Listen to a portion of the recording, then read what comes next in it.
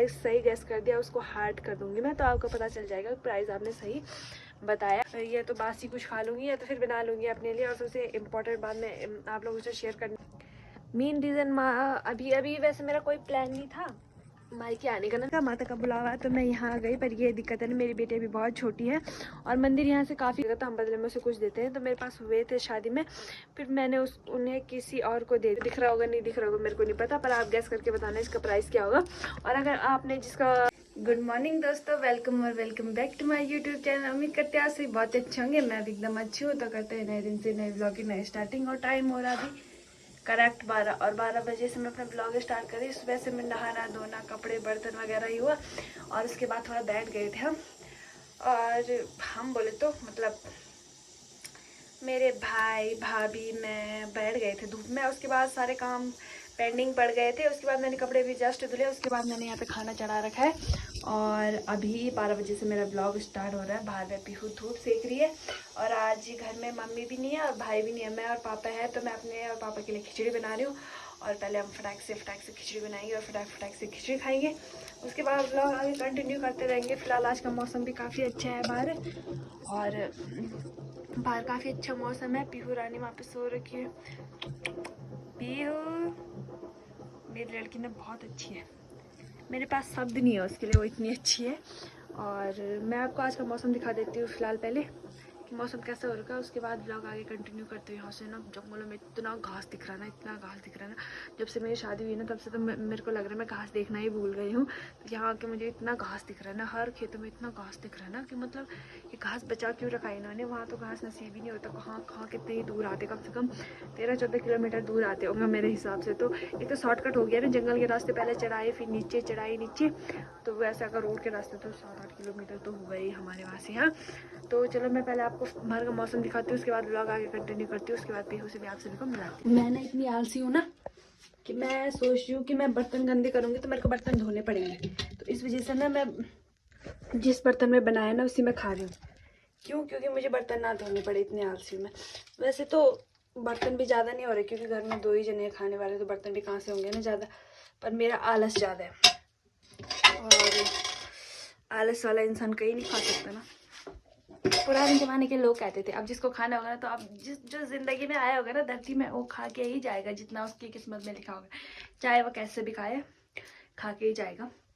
तो सबसे पहले मैं अपनी बनाई हुई खिचड़ी का आनंद लेती हूँ, उसके बाद देखती हूँ आगे क्या करना है। बाहर में मेरी लड़की अकेली है, क्यों ना मैं बाहर पे धूप में जाके ही खाऊं, ये अच्छा रहेगा मेरे लिए। तो चलो दोस्तों, गाइस आज का मौसम भी देखो कितना सुंदर हो रखा, खूबसूरत नज़ारे, और यहाँ पे धूप में लेट लेट के मैं आपको मौसम का नज़ारा दिखा रही है। देखो मेरा भाई कल सुबह ही आया यहाँ से धूप सेक के, दिल्ली में उसको ऐसी धूप नहीं मिलती, यहाँ पे आराम से धूप में खाना खा रहा। और एक महारानी ये है, इस महारानी को ना सीधे भाई ऐसे रखो, इसे ऐसे घुमाओ, यहाँ पे नहीं सो रही जमीन पे।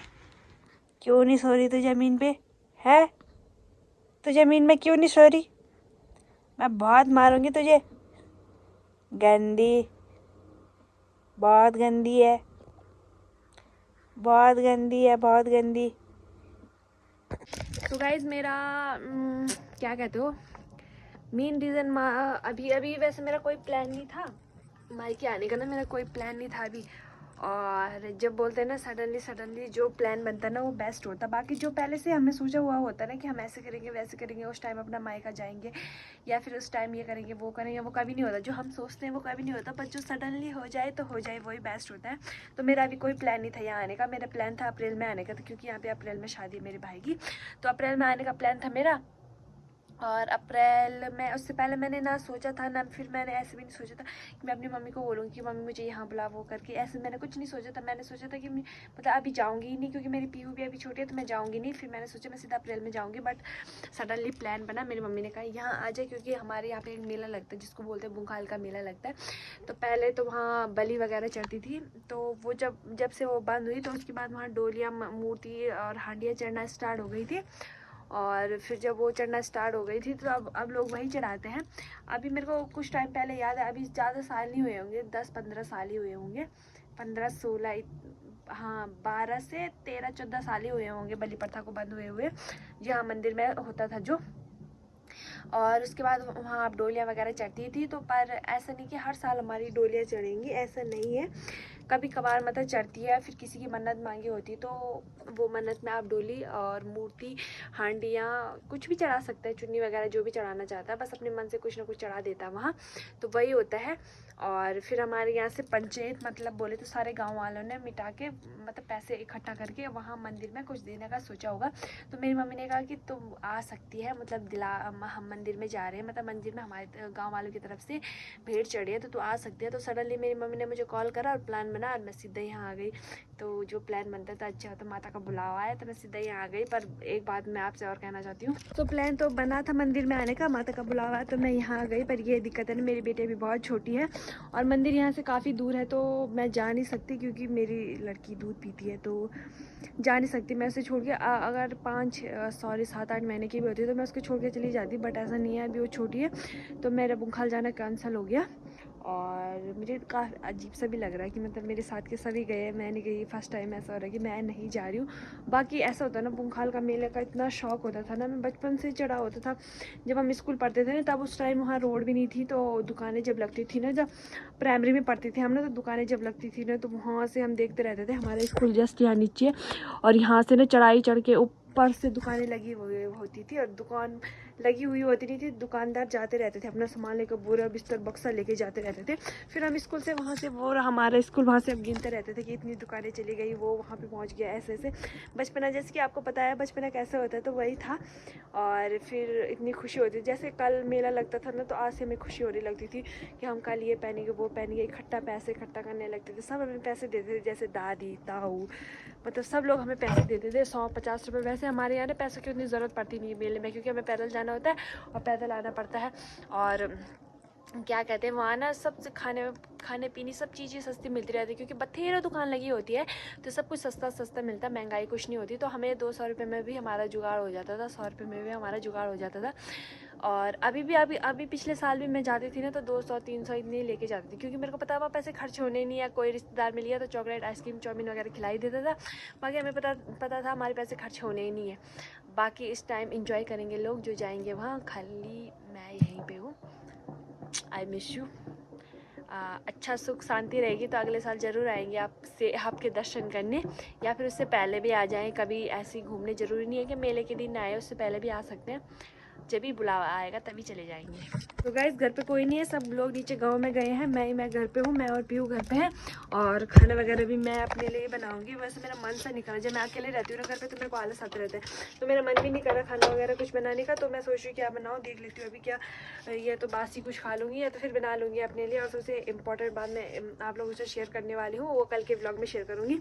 और थोड़ी और इम्पोर्टेंट बात, मतलब थोड़ी और एक छोटी सी इम्पोर्टेंट बात थोड़ी और है, वो मैं आपसे आज शेयर करने वाली हूँ। जैसे कि आपको दिख रहा होगा कि मैंने अपने कानों में गोल्ड के इयररिंग पहने हुए हैं। तो वैसे मेरे पास शादी के टाइम पे हुए थे, बट वो मैंने किसी को दे दिए थे मैं, तो ऐसे बांटने में चले गए थे। ऐसा होता है ना, कोई हमें कुछ देगा तो हम बदले में उसे कुछ देते हैं, तो मेरे पास हुए थे शादी में, फिर मैंने उन्हें किसी और को दे दिया था। और ये वाले देख सकते हो आप, ये मेरे गोल्ड के इयररिंग है जो मैंने खुद के पैसों से बनाए हैं।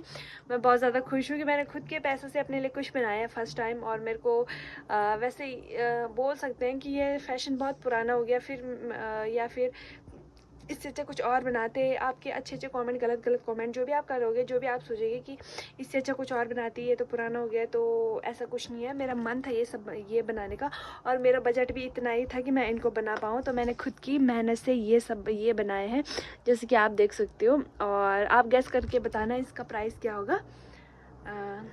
ये देखो, बैक कैमरे में दिख रहा होगा, नहीं दिख रहा होगा मेरे को नहीं पता, पर आप गैस करके बताना इसका प्राइस क्या होगा।